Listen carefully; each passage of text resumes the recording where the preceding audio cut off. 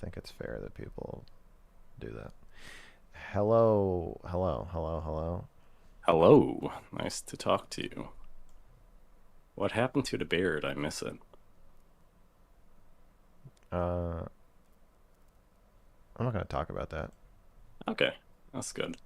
So, I had a question for you about something you said quite a while back. I remember during one of your talks, you mentioned that sexual experiences are always horrifying. I kind of wanted to delve a little bit deeper into that and kind of pick your brain on that and Okay, everything you meant by that statement. okay. So I guess my first question is when you say that, do you mean that's like a universal rule for every sexual experience every person has, or is that just more of a personal your experience? I think so. I think that is a universal truth that to some extent, all sexual experiences have some element of horror. Okay, so I'm kind of curious how you came to that conclusion. Was it a lot through your like own personal sexual interactions, or more talking to people about theirs and finding that Both. common thread? Both. It all just it makes sense, intellectually, personally, observationally, Okay, so like I'm kind of curious. theoretically. Oh, sorry. So from my experience, I've definitely had some sexual experiences that were a little bit horrifying. Like when I first became sexually active, like you get a lot of anxiety about it because like, oh God, do I know what I'm doing?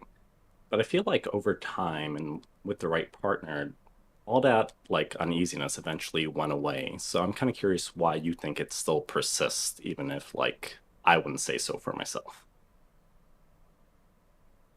Well, I think I'm probably. I think of myself as more attuned to the horrible underside of most things. And I think of normal people as not liking to hold that ambivalence. So Okay. like if I say um all sex has some element of coercion and Mhm. all rape has some element of consent. The normal thing to do is to divide everything into either rape or consensual sex. And Gotcha.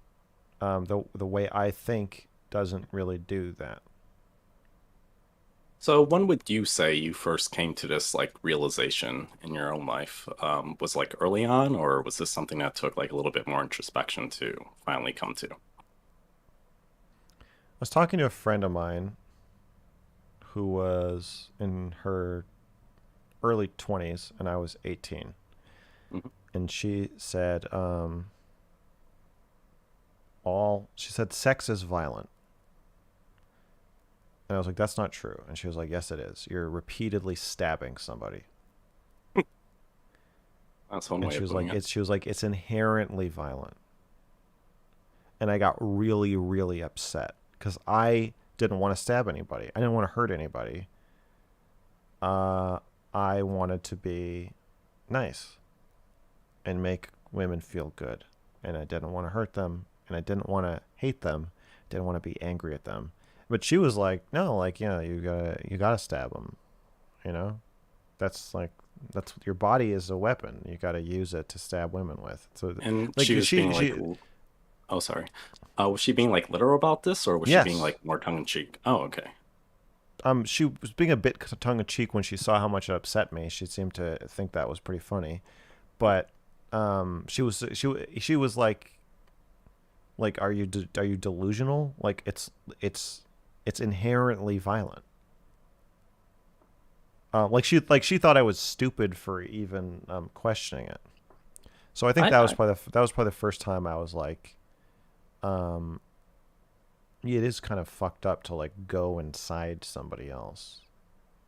She's right. yeah, the stabbing interpretation, though, that's the first like I've ever heard of that. Like, because I don't know, stabbing usually is like creating a laceration or like inherently painful process.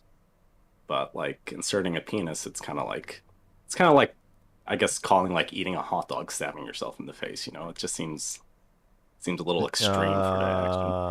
Uh, no, it would be Or like sticking a hot dog into your mouth 500 times. would be like Yeah. stabbing yourself in the face. So that was the first conversation that got you down that line of thought. What other conversations kind of expanded Well, I that think for you? I just think it resonated with me, and I was very uncomfortable that it resonated. Because part of me was like, she's right, and that was very uncomfortable for me. But I think the fact that it resonated so strongly, once I was like, oh, there's a woman who expects me to stab other women. Because every other woman I'd ever talked to about sex was like, men can be violent during sex, but you should try not to be. And so I had a very anti violence, anti horror, anti bad feelings approach of like, sex can be really horrible if you're not careful. If you're careful, then it's nice. And she was Can I the ask first a person. She was the clarifying first question? person. She was the first person who was like, "It's always horrible. That it's And when supposed to be horrible, and then it's supposed to be violent, and then that So you're asking when I started thinking it. It's very clear from my reaction to her saying that, of being like really upset, that I already thought it then. I just didn't know I thought it till she told me. and when you had this conversation, were you sexually active at the time or not yet? Yeah, I was. Okay, that resonated with you also based on your own personal experiences, it sounds like. No, Oh no. Oh, okay. no. My personal experiences were like, I'm a nice guy, and I make women have a great time, and they feel good, and I feel good, and everybody feels safe, and it's really nice. That was my personal experience. Would you say when you're in a relationship for a longer amount of time, the amount of that horror decreases at all, or would you say it's a constant or fluctuates or even rises? I don't think there's a trend. It depends on the relationship. Okay. If you don't mind me asking, like, has there been a relationship where you had like the least amount of like sexual horror as opposed to like another one? I don't want to answer, but also you're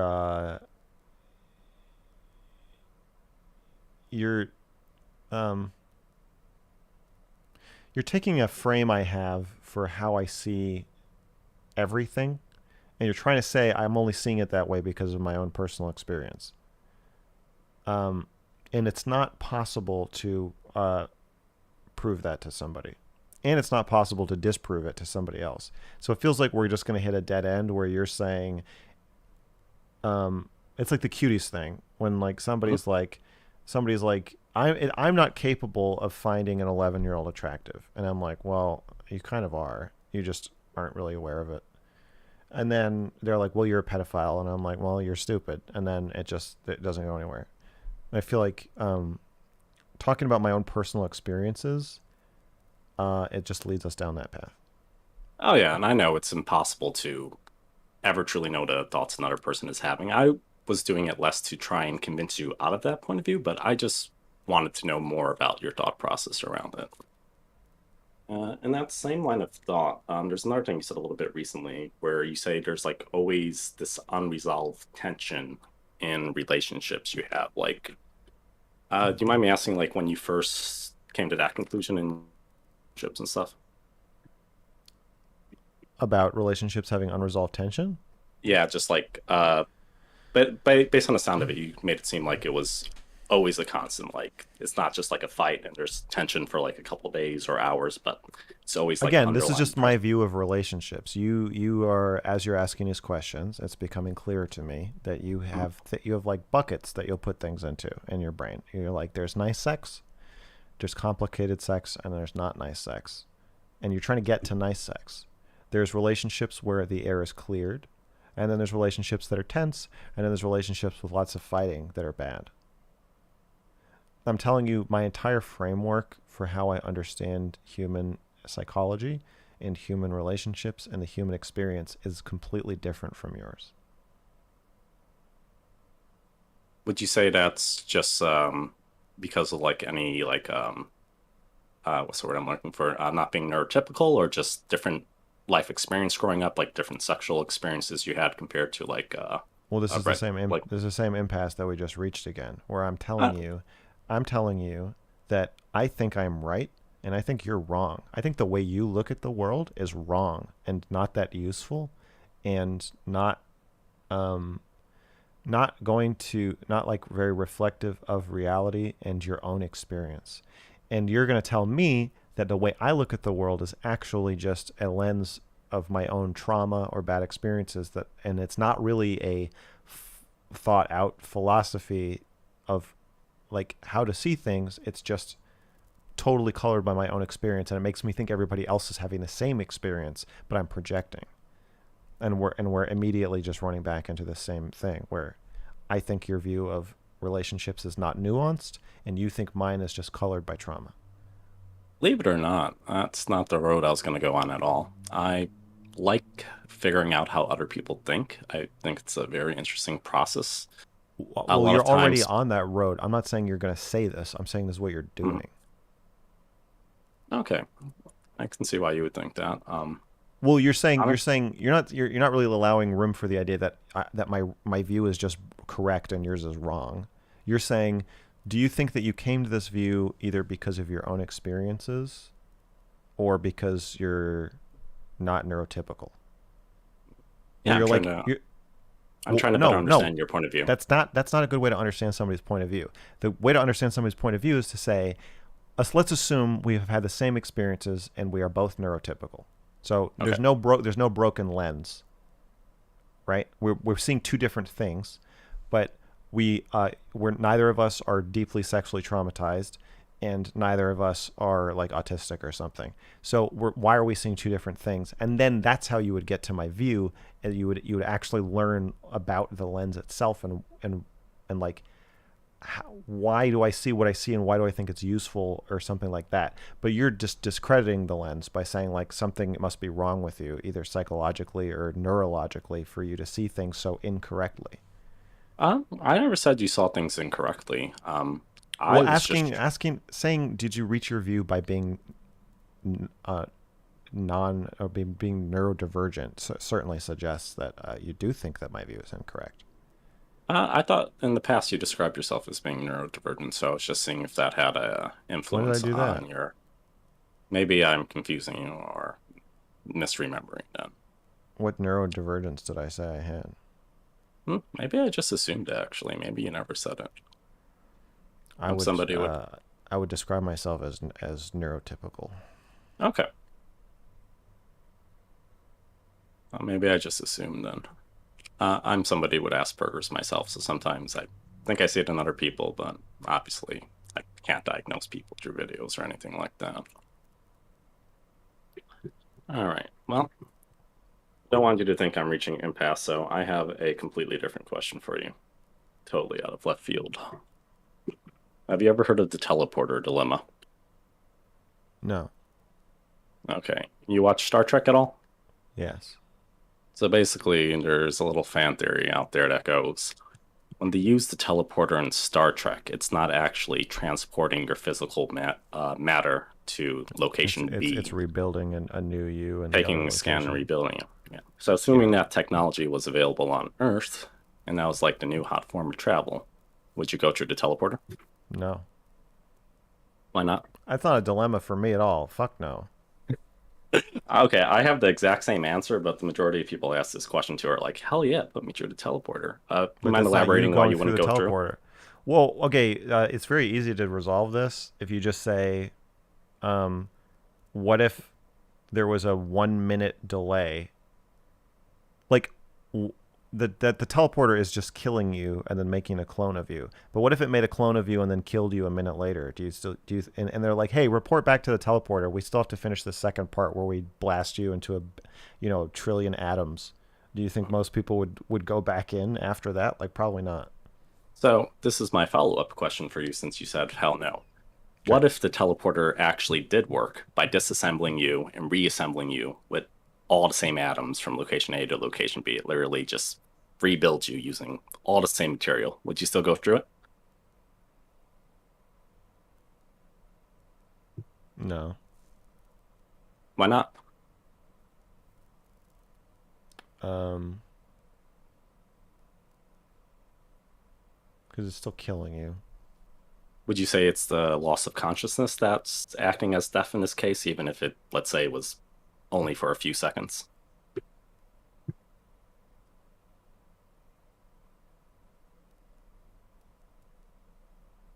Um, is it going to put all the atoms back in the same places that they were? Yeah.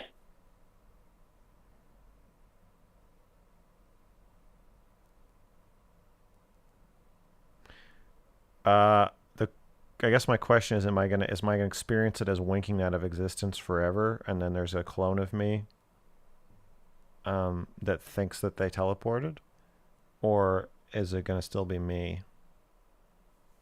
That's a little bit up to philosophy, but presumably, if it was using all the same matter and material, it wouldn't be a It clone. It should would still still, be me. It feels like it would yeah. still be me. Though you might say like a zombified version of you if you want to get cryptic about it. I don't know if I would go through, but I guess. Um,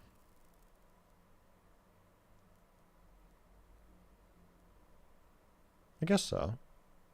Okay, yeah, it's a little bit of a mind fuck there because the way you answered it is usually the way I answer it. But when I think about that second part about using all the same atoms, it If they're in does the kind same of get me. places, then it feels like okay. Then it's still me. Mhm. In the same place. You mean like if it just like zapped you apart and reassembled you without like I going mean, to a separate location? I think just aging. Um, I look back at myself like 10 years ago. I know it's not the same Mhm. person. I think of people as like patterns of um, energy and matter. Mhm. But the you is the pattern, not the material itself. Use pattern. Could you Like elaborate a like little a bit more on that? a storm or like a tornado. Mhm. So a tornado exists, matter is going in and out of it, Mhm. and particles can go into the tornado, or a hurricane can come back out of the hurricane, but the hurricane is still the hurricane. So like we eat, matter comes in, energy comes out, matter comes out. We're still us. Would you say I it's don't. like the continuity that's the most important, as long as that continuity of like consciousness is unbroken, then even if you're Yeah, like yeah. slowly But being that, shifted but the pieces? right, exactly. But the continuity is not the matter itself. It's like what the matter is doing. That's the Yeah. continuity. Is the continued pattern of like brain activity or bodily activity that matter is flowing through. I guess in the second scenario where you're still getting teleported, but it's using the same matter, wouldn't that still kind of continuity breaking, even if it was only for a little bit? Yeah, that's my problem. That's what I'm wondering is that the continuity is breaking, but Which kind of leads up to the follow up, like, but like it would you if you could be 100% frozen for 1 second and then unfrozen instantly, there would be a break in continuity there. But I still think you'd be you. exactly. Or like But if you I like, guess I don't, but I know I don't really like. There isn't really a you. But the closest thing I can conceptualize to like there actually being a you is yeah, that pattern. so I guess like the next follow up question is like, would going like under anesthesia and like losing consciousness, would that also count as like a mini death of you until you It wake kind of up? feels like it. I'm very the times I've gone under anesthesia, um, they feel like breaks in my mind that are unlike anything else in my life. Like Yeah, I've actually not. it feels like you don't exist, and then you're being born afterward. Interesting. I've actually never gone under. So, but is it like you close your eyes and then you just kind of wake up and everything's already done with? You can feel yourself losing consciousness. I remember it's not that much of a break in that sense. I remember, but that's the weird thing is that like the first time I went under anesthesia twice when I was um, 2 and 3, and I Wow. remember both pretty clearly. I remember the flavor of um, like gas they gave me that I picked. I picked strawberry and then chocolate. And I remember thinking like this doesn't really smell like chocolate. And I remember how it smelled, which is like such a weird for being 34 years ago. I remember it like disturbingly well. And then yeah, I remember just waking up and feeling like I don't know what the fuck is going on. I don't know who I am or what's going on. And I went under again when I was 11. And yeah, it's just such a weird thing of feeling your brain like putting together like who you are. Like you don't wake up thinking the like when you wake up from sleeping, you wake up already thinking a lot. But when you wake up from anesthesia, it's not like that. It's like a computer like booting up. Like you're loading up different programs and parts of the brain until eventually it all comes together. Yeah. I work at a veterinarian's office, so we work with anesthesia a lot. So I do get to observe a lot of the patients waking up and just seeing them go through those different phases of consciousness. I think this is part of why I haven't gotten my cat spayed. Oh, why's that? I don't want to. I don't want to put them under. Oh well, if it helps at all, assuming your cat's not like really old, spays are a very normal procedure, one of the most common most Just vet do. it's just something being normal. Don't mean shit to me. It freaks Oh, me out. but I'm it also also I'm anti spaying animals. it does they can gain a lot of weight after spaying, but it also does really drastically reduce their risk of breast cancer as well as pyometras and stuff like Sure, that. but I think it's wrong. Just to like take away the reproductive ability of an animal from that like point of view. I don't know. Just the idea of cutting out their organs because so that they won't be annoying to me. It just feels really weird. Yeah, it is kind of weird when you think about it like that. But I guess we eat animals on a societal level, so like Yeah, but these are compared to my that, friends. These animals are my friends. Anyway, I've had them for 9 years and they're not spayed. okay, yeah, yeah, they are a little bit older at that point. As long as they're indoor only, I guess, and not going out It's and torture to not spay them. Get your cat spayed. It's more humane. It's really interesting. It helps them emotionally. no, okay, well, I can disagree with that one. Getting a boy cat neutered, always recommend that just because a neutered male pee is very smelly and they can get really aggressive. But My cats can piss up a storm when they go into yeah, heat. They get pretty pissy. but yeah, female cats they can actually get like a little bit depression when getting spayed, and they do tend to gain a lot of weight since they use less energy and they got to so the food goes farther. Right? Yeah, my Getting cats are that, very energetic. They're always jumping around, climbing on stuff. I don't know. if I, The last time the vet saw them, he was like, "I think you made the right decision not to spay your cats." And I was like, oh "You know well. what? Thank you." All right, kind of looping back to the original conversation we're having about the teleporter stuff. So Okay.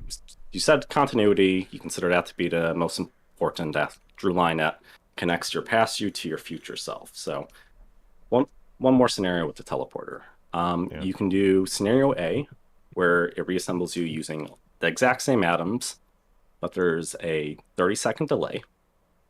Or you can do scenario B, where it does do the Star Trek teleporter, like breaks you apart, reassembles you using not the same atoms, but the same type of atoms at a different location, but there's no break in the continuity. The second you get zapped out of existence at location A, another version of you at location I B would say takes your 30, place. 30-second delay. But wouldn't that go against your continuity argument? Yes, but it's still the same pattern being resumed. Why wouldn't the quote unquote clone version of you also be the same pattern? Is in that case, are you applying more emphasis Because it's a on, clone. It's like if I have an identical twin, that's not me. but It's an your it's an identical twin. but the continuity of thought would still be exactly the same, For even the if it clone, used. Wouldn't not that for imply? me. I would just be dead. Wouldn't you be giving the your self importance, not self importance, your self identity more to your the atoms in your body then than the continuity of thought? It's not the continuity. It's I'm again freezing. I'd rather be frozen for 30 seconds than have a clone made of me and then be blasted into pieces. I think everybody would. I would agree with that, but Okay. and instinctually, like my gut tells me yeah, that's the way I would want it. Like, I don't want to become a clone. But if I am going by like, like the continuity of thought makes me me, like, like every 7 years, all the atoms in your body get replaced, but Yeah. it's over a slow process, then Right. I should want to go with the clone version of myself because then my continuity of thought is completely unchanged. There's no interruption of it. But I don't want to. So I think like part of me is attached to having the same type of atoms in my body, even though it doesn't go with the continuity of thought argument at all. It's actually kind of the exact opposite. Yeah. So that was my little brain fuck for you. I won't waste any more of your time, but it was fun I talking. don't think you've wasted any of my time. I appreciate the call. All right, you have a good one, man. Okay, you too. All right, baby. Last one.